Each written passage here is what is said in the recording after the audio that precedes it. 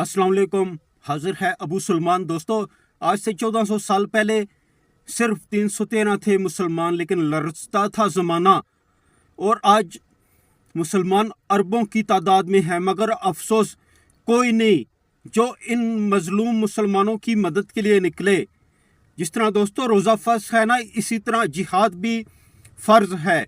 मुसलमान, अगर तुम्हारे अंदर आवाज़ उठाने की ताकत नहीं रही तो क़यामत के दिन तुमसे ज़रूर पूछा जाएगा, किताब सादा रह गई कब तक, किताब सादा रह गई कब तक। कभी तो आगाज़ों बाबू होगा, कभी तो आगाज़ों बाबू होगा जिन्होंने बस्ती उजाड़ डाली, कभी तो इनका हिसाब होगा इंशाअल्लाह। जब तक औरत अंदर थी और तलवार म्यान के बाहर थी, मुसलमान गलबे में थे। और जब से दोस्तों औरत बाहर है और तलवार म्यान के अंदर है, या रक्स के तौर पे सिर्फ इस्तेमाल होती है, तो दोस्तों हम जलीलो ख्वार हो रहे हैं। फलस्तीन के मुसलमानों, मेरे भाइयों, फलस्तीन के मुसलमानों, हम मजबूर हैं, हम बेबस हैं मेरे भाइयों। हम कुछ नहीं कर सक रहे, क्योंकि हमारे अमाल की वजह से अल्लाह ने हम जैसे ही हुक्मरान हमारे ऊपर मुसल्लत कर दिए हैं, जिन्होंने हमें गुलाम बना रखा है।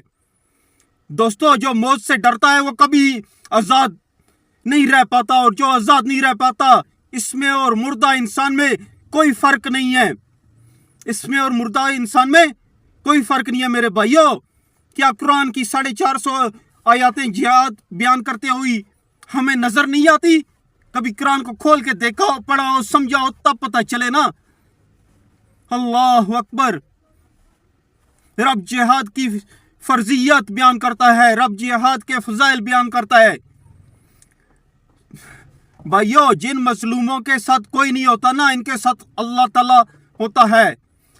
पता नहीं ये कौन सी मखलूक है मेरे भाइयों, कहां से आया इनमें इतना जज्बा फलस्तीन के लोगों में। अल्लाह अकबर। बच्चे शहीद हो रहे हैं, सामने देख रहे हैं, लेकिन कह रहे हैं अल्हम्दुलिल्लाह कि मालिक तेरा शुक्र है। अगर कोई इस दौर में ईमान की हकीकी ताकत देखना चाहता हो तो वह फलस्तीन की सरजमीन पे चला जाए। हम अहले इस्लाम ने इस मुश्किल हालात में फलस्तीन को तन्हा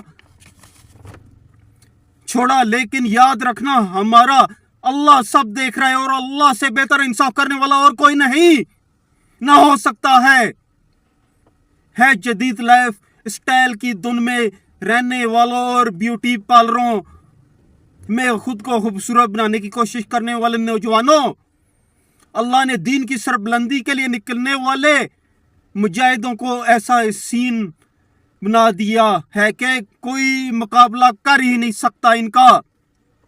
नबी करीम सल्लल्लाहु अलैहि वसल्लम की एक हदीस बयान करना चाहूंगा कि नबी करीम ने फरमाया, एक दौर आएगा जब यहूदियों से तुम्हारा मुकाबला होगा और वो शिकस्त खाकर भागते फिरेंगे।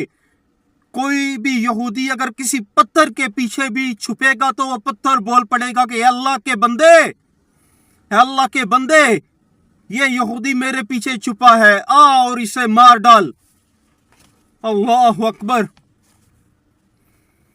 तो दोस्तों, इसके साथ दुआ करते हैं कि या अल्लाह, फलस्तीन में जो भी शहीद हुए और हो रहे हैं, अल्लाह ताला इनके दर्जात बुलंद फरमाए, इनकी शहादतों को कबूल फरमाए, और जो भी इसके जिम्मेदार हैं और जो भी इसके सहूलतकार हैं, या इलाही इनको दुनिया और आखिरत में ज़लीलो रुस्वा करके रख दे।